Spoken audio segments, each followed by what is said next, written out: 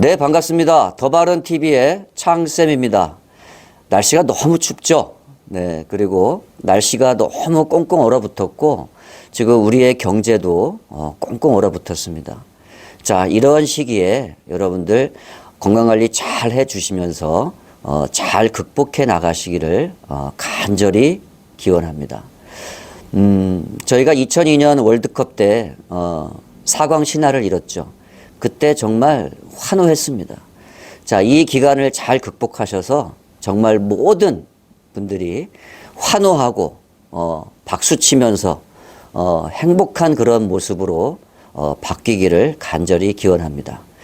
자, 오늘 내용은 뭐냐면요. 고종환 자산관리원장께서 12월 16일 날 인터뷰했던 내용입니다. 집값 내년 말까지 계속 하락할 것이고 바닥에서 장기적으로 이 L자형으로 오랫동안 지속될 것이다. 이제 이런 전망을 내놓으셨는데 이 내용을 토대로 오늘 영상을 진행하도록 하겠습니다. 자, 더 바른 TV와 함께 하고 있습니다. 자, 주택시장 전망인데요. 자, 어떠한 내용인지 볼까요? 지금 주택시장이 너무 어렵죠. 그죠? 네. 제 친한 친구도 아파트를 이제 처분하려고 내놓았는데 작년에 내놨어요. 아직 팔리지를 않고 있습니다. 금리는 계속 올라가고 매매도 이루어지지 않고 그러니까 어떻게 돼요? 다 대출을 받고 주택을 구입하거든요. 그러다 보니까 이자가 100만 원에서 200만 원으로 늘어나고 200만 원 내던 대출 이자가 지금 400만 원으로 늘어나는 겁니다. 생활해야 되죠. 자녀 교육시켜야 되죠. 정말 어려운 부분이 너무너무 많습니다. 자, 이러한 시기에 지금 주택시장 전망을 이제 고종환 원장께서 내놓으셨는데 이 반등 시점은 최소 2024년 1분기가 지나야 가능하다고 이런 얘기를 합니다. 지금 2022년 이제 갔다고 하면은 23년 내년도는 더 어려울 것이다. 이렇게 전망을 합니다. 정말 어렵죠. 지금 주택을 소유하고 계신 분이 주택값을 반환해 주지 못해서 역월세가 이런 경우가 나타나는 경우가 있습니다. 주인이 월세를 내주면서 거기에 대한 이자도 또 내주는 이런 현상까지 일어나고 있습니다. 자, 하루속히 이러한 부분이 해결이 돼서 정말 집을 소유하고 있으신 분도 그 다음에 전세 가시는 분들도 좀 편안하게 거주할 수 있는 이런 혜택이 이루어지기를 간절히 희망합니다. 24년이면 벌써 아직도 1년 남았네요. 정말 그 1년 동안 잘 버텨주시기를 간절히 기원합니다. 저점 시그널은 전셋값과 이제 긴축 완화 이 부분입니다. 전셋값이 좀 반등을 해야 되는데 그래야만 이제 집값도 좀 안정화되고 매매도 이루어지면서 이제 이렇게 진행이 될 것 같습니다. 내년 말까지 집값 하락세가 이어질 것이다. 이렇게 전망을 했습니다. 내년 말까지면요, 정말 1년 내내 버티기가 정말 힘들 겁니다. 사실적으로 이제 연끌족도 상당히 많은데, 그런 분들이 이자를 감당하고, 이런 부분은 정말 힘들 거라는 생각이 듭니다. 왜냐하면, 급여는 계속 오르지 않고, 그냥 그 상태로 계속 가는데, 이자가 늘어나니까 어떻게 돼요? 생활할 수 있는 여력이 없는 거죠. 그렇다면 어떻게 돼요? 여가 활동도 줄어들고, 돈을 움켜쥐고 있고, 소비가 이루어지지 않는 거죠. 상당히 이제 심각한 IMF처럼 이제 그런 시절이 내년에도 지속되지 않을까 이렇게 생각을 합니다. 지금은 어떤 기사를 봤는데 지금 가장 부러운 사람이 누구냐 하면 집도 없고 빚도 없는 사람이 제일 부럽습니다. 이런 이야기를 합니다. 좀 씁쓸한 그런 기사를 봤는데 하루빨리 이제 금리도 이제 정상화되고 활기 있게 주택시장이 좀 활기를 찾기를 바라겠습니다. 바닥에서 오랫동안 이제 횡보하는 이제 L자형 곡선을 그릴 가능성이 높다. U자형이든지 V자형, 바로 저점을 찍고 바로 급등하는 이제 이런 현상이 아니고 또 U자형으로 해서 바로 이렇게 급등하는 현상이 아니고 떨어져서 쭉 바닥 시세를 갈 것이다. 그게 이제 내년 1년 내내 그렇게 진행이 될 것이다. 이제 이렇게 예상을 합니다. 그래서 바닥에서 오랫동안 횡보하는 L자형 곡선을 그릴 가능성이 높다라고 전망을 했고요. 내년 말까지는 이제 부동산 시장이 반등하기 쉽지 않을 것이다. 왜냐하면 정책도 그렇고요. 지금 금리도 떨어지지 않고 그 다음에 매매하려고 진행하지만 매수자가 없는 거죠. 그리고 전셋값이 지금 이렇게 불안정한 시기에 기간이 만료돼서 나가려고 하는 사람이 있는데 그 전셋값을 반환해 줄 수가 없는 거죠. 이러다 보니까 역월세 현상이 나타나기도 합니다. 상당히 지금 무서운 시장 경제가 지금 돌아가고 있다 이렇게 말씀드릴 수가 있고요. 한국부동산원에서 발표한 내용이 이제 있는데 뭐냐면 2012년 부동산원이 주간 단위로 조사 시작한 이후에 가장 높은 하락률을 지금 보이고 있답니다.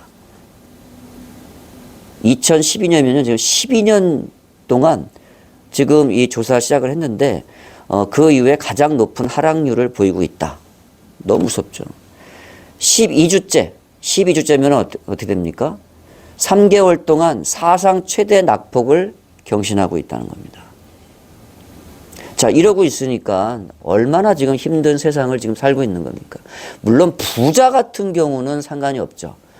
그런데 예전에 제가 기사를 봤는데 아파트 한 동에 대출을 끼어있지 않은 세대 수가 한 곳밖에 없었어요. 보통 한 100가구 정도가 넘는데 대출이 끼어있지 않은 가구 수가 없다는 거죠. 지금 그 높은 이자율을 지금 감당하면서 진행이 되고 있는데 아파트 값이 지금 계속 뚝뚝뚝뚝 떨어지고 있다는 거죠. 아파트 값은 하락하고 있는데 금리는 높아지고 있다. 내 자산은 하락하고 있는데 지출은 너무나 늘어나는 거죠. 너무 힘든 세상을 지금 살고 있는 겁니다. 저도 상당히 지금 힘든 이런 사업을 지금 진행하고 있습니다. 그렇지만 버티고 있습니다. 네. 그래도 효자 노릇하는 임대 수입에서라도 꾸준히 들어오는 이런 부분이 있기 때문에 권리소득이 들어오는 부분이 있죠. 인세소득이라고 하죠. 그래서 지금 뭐 주택시장과 지금 토지시장도 많이 좀 안 좋은데 그래도 임대소득이 지금 올라가고 있기 때문에 상당히 그래도 버티고 있다. 이렇게 말씀을 드립니다. 12주째 사상 최대 낙폭 경신을 하고 있다. 너무 무섭습니다. 자, 방금 말씀드렸다시피 V, U자형처럼 단기 반등하는 것이 어렵고요. 장기간 이렇게 L자형으로 바닥을 찍어서 계속적으로 그 바닥에서 진행할 수 있는 그런 가능성이 높다. 이렇게 이제 전망을 했습니다. 상당히 이제 내년은 더 힘들 것 같은데 정말 잘 극복해 주셨으면 좋겠다. 그런 말씀밖에 지금 못 드리겠습니다. 자, 힘을 내시길 바라겠습니다. 이제 집값과 전세 가격이 이제 동시에 하락 추세다. 집값도 떨어지고 있죠. 이건 막을 수가 없는 거죠. 정부에서도 지금 집값 떨어진 것을 막으려고 하는데 그게 지금 안 되는 거죠. 금리는 올라가고 있고. 팔려고 하는데 사는 사람이 없다는 거죠. 매수자가 없는 거죠. 그러니까 어떻게 돼요? 또 전세 가격이 동시에 같이 추락하니까 내가 전세를 8억에 들어갔는데 들어오려고 하는 세입자가 뭐 7억에 들어오고 싶다. 그럼 1억이라는 갭이 생기는 거죠. 그러면 건물주주, 집주인 같은 경우는 그 1억을 돈을 내줘야 되는데 그 1억이라는 돈을 내줄 수 있는 여유 자금이 없다는 거죠. 그러니까 어떻게 돼요? 역월세 현상이 지금 나타나고 있는 겁니다. 반면 집값이 떨어지고 금리가 올라가고 이제 이런 부분이 있으니까 좋은 매물은 많이 나오고 있습니다. 여유 있으신 분들은 뭐 그런 곳에 또 투자하셔서 또 수익을 창출하는 분들도 있지만 대부분 지금 많은 분들이 어떻게 돼요? 다 대출을 활용을 해서 주택을 구입할 수밖에 없는 이제 그런 현상인데 여유를 가지고 있는 분들 같은 경우는 이런 좋은 매물이 나왔을 때 또 투자하시는 분들도 상당히 많이 있습니다. 또 이런 부분도 있다는 거 좀 씁쓸한 부분이 있죠. 전셋값이 하락이 멈출 때 집값 반등도 가능할 것이다. 이제 이렇게 내다봤습니다. 네, 맞습니다. 전셋값이 하락을 딱 멈췄을 때 그때 이제 집값도 이제 반등하기 이제 시작할 건데 이게 이제 내년이 지나야만 24년 이제 1분기 때부터 이제 가능할 것이다. 이렇게 내다봤습니다. 그래서 내년이 너무너무 어려운데 이럴 때 현금화를 많이 하고 계셔야 되고 그리고 또 소비도 또 줄어들 것 같은데 이러다 보니까 경기는 더 어려운 거죠. 예. IMF 시절에 어떻게 된 문제가 뭡니까? 지출을 안 하기 때문에 문제가 생기는 거 아닙니까? 돈이 안 돌기 때문에 문제가 생기는 거 아닙니까? 예. 수입은 뻔한데 지출은 줄일 수가 없는 거죠. 수입은 뻔한데 그 지출이 뭐예요? 이자 부분이거든요. 이 이자 부분이 너무 높다 보니까 너무 힘든 그런 이제 가정 생활을 할 수밖에 없는 거죠. 그렇다고 급여를 확 높여주는 것도 아니고 상당히 힘드실 텐데 전셋값 하락이 멈출 때 그때가 빨리 오기를 간절히 기원합니다. 자, 반등을 위해서는 이제 금리 인하, 금리가 상당히 중요하죠. 이게 빨리 이제 인하가 되어야만 뭐 대출을 받아서 뭐 아파트를 매입하는 이런 경우가 생길 수가 있는데 지금 이제 그런 부분이 지금 보이고 있지 않습니다. 그리고 이제 유동성 공급을 위한 양적 완화 필요. 지금 대한민국 서울 같은 경우는 주택 보급률이 좀 낮아요. 그러다 보니까 어떻게 돼요? 이제 그런 부분도 이제 상당히 좀 문제가 되고 있다. 그런 말씀을 드립니다. 자, 정부의 규제 완화 정책이 나와야 된다. 자, 어떠한 정책이 나올지는 모르겠는데, 이제 규제 완화 정책이 좀 많이 나와서, 그런 부분이 좀 빨리, 해소가 됐으면 좋겠다. 그런 말씀을 드립니다. 가장 중요한 부분은 지금 금리 부분인 것 같은데, 자, 금리 부분이라도 좀, 정확히 해결이 된다 그러면, 좀, 가정생활에 좀 숨통이 트이지 않을까, 이렇게 생각을 하고요. 남자도 직장 생활하면서, 물론 지금 뭐 남녀 다 뭐, 균형 있게 지금 직장 생활을 하고 있지만 남자가 벌어오고 또 집에서 이제 가정 생활을 하시는 살림을 꾸리는 이제 여성분들도 많이 계시는데 남자도 힘들고 여성분들도 힘들고 다 힘듭니다. 이럴 때 다투지 마시고요. 서로 협력하고 대화를 많이 하셔서 이 어려운 기간을 잘 극복하셔서 빨리 이 기간이 지나갔으면 그렇게 좋겠습니다. 다투지 않는 것이 제일 좋은 것 같습니다. 저도 힘들어 본 적이 있었죠. 예. 제가 2006년이죠. 2006년에 이제 사업을 시작을 해서 정말 어려운 시기가 있었습니다. 예. 잠을 자면 그 다음날 아침이 오지 않습니까? 잠을 잘 수가 없는 거죠. 잠을 자기가 싫은 거죠. 왜냐하면 잠을 자면 아침이 오니까. 지금 많은 분들이 그런 어떤 고통 속에서 사시지 않을까 그런 생각을 합니다. 잠을 잘 수가 없으니까 어떻게 돼요? 막 3시, 4시, 5시 이때 잡니다. 그러면 아침에 일어나면 어떻게 돼요? 눈 빨개져서 그 다음날 또 힘들어지는 거죠. 그러면 또 그 다음날 아침부터 저녁까지 전쟁을 치러야 되는 거죠. 그러니까 어떻게 돼요? 잠을 자기가 싫은 거죠. 잠을 자면 아침이 오니까. 지금 많은 분들이 이러한 상황 속에서 생활하고 있지 않나 저는 그렇게 생각을 합니다. 정말 힘든 시기입니다.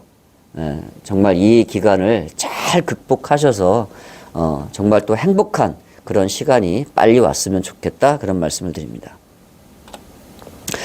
자, 부동산 투자자는 또 이렇게 얘기를 합니다. 지금 현재 이제 주택보다는 주택 시장이 너무 힘드니까 이제 상업용 부동산이나 이제 토지에 관심을 가져보는 것도 좋겠다. 이런 내용도 이제 말씀을 하셨는데, 서해 복선전철, 동서고속철, 뭐 서산공항이 있는 곳, 들어가는 곳. 왜냐하면 이제 땅값이 싸면서도 이제 개발 호재가 이제 풍부하다. 이런 부분이 이제 기사에 나와 있습니다. 자, 집값 때문에 너무 힘든 지금 시기를 살고 있습니다. 그리고 또 좋은 매물이 나오기 때문에 또 그런 돈 많은 사람들은 또 거기에 또 투자하는 분들도 있고요. 또 임대소득에 투자하는 분들도 있습니다. 어떤 분은 너무 힘든 세상을 살고 있지만 또 어떤 분들은 이게 또 찬스라고 또 생각하시는 분들도 많이 있습니다. 부동산 투자자들 주택보다는 상업용 부동산, 토지에 관심을 갖는 것도 지금 시기에는 좋다. 이런 말씀을 하셨는데 거기에서 이제 뭐가 나오냐면 이제 서해 복선전철, 동서고속철, 서산공항. 왜냐하면 땅값이 싸면서도 개발 호재가 풍부하다 이런 얘기 나왔는데 지금 서해 복선전철 같은 경우는 내년에 개통합니다. 내년에 개통을 하지만 내년이 2023년 아닙니까? 그리고 이제 24년에 이제 KTX까지 같이 연결되면서 이렇게 진행을 하다 보니까 23년, 24년 이렇게 이제 개통이 이루어지는 거죠. 안중에서 서울까지 30분대로 이제 진입이 가능한 이런 곳도 있다 말씀을 드리고요. 그리고 이 서해 복선 전철 때문에 이제 홍성까지 연결되기 때문에 서울 접근성이 상당히 좋다 이렇게 말씀을 드립니다. 자, 그리고 이제 동서 고속화 철도인데요. 이건 이제 춘천에서 이제 속초까지 연결되는 철도입니다. 자, 이 부분도 이제 제 영상에 이제 다룬 적이 있는데 이제 여기도 이제 앞으로 또 이런 호재가 많이 있다. 상대적으로 이제 이곳은 저평가된 곳이고 또 군사시설 지역도 또 많이 있다는 곳이거든요. 이러한 곳에 이제 전철이 들어가면서 그 주변들 또 개발권에 속해 있다 이렇게 말씀을 드릴 수가 있고요. 충남에 이제 서산 비행장이 들어가는 곳, 공항이 들어가는 것, 이제 민간 항공이 들어가는 이제 이런 곳도 투자의 이제 가치가 높다. 이제 이렇게 얘기를 하신 것 같습니다. 자, 물론 어려운 시기에 힘든 부분이 너무 많지만 또 이런 시기에 또 좋은 투자처도 있다는 거 이렇게 말씀하신 것 같습니다. 저도 이제 부동산을 지금 이제 22년 차 지금 하고 있는데요. 부동산 할 때마다 이 곡선이 있어요.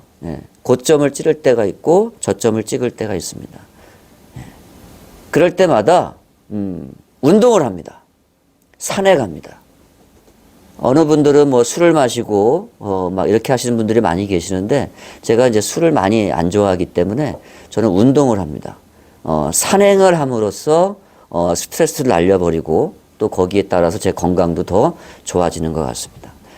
자, 이 어려운 시기에 여러분들 현명하게 잘 대처하셔서 잘 극복해 주시고요.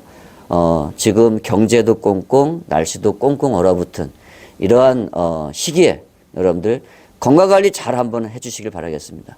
건강이 재산입니다. 투자해서 수익이 나는 것도 재산이지만 건강을 지키는 것도 재산이다. 여러분들 운동하십시오. 자, 오늘 기사 내용을 가지고 좀 말씀을 드렸는데 자, 오늘 토요일입니다. 오늘 이제 프랑스와 아르헨티나가 이제 오늘 결승전 하는 날인데 거기서 우승하는 팀 같은 국가는 우승컵을 들고 환호를 지르겠죠. 자, 빨리 우리도 모든 것이 잘 해결돼서 정말 환호를 지르는 가정에서 박수를 치고 얼싸 안고 좋은 날이 오기를 간절히 희망하면서 오늘 영상 마치겠습니다. 지금까지 더바른TV의 창쌤이었습니다. 감사합니다.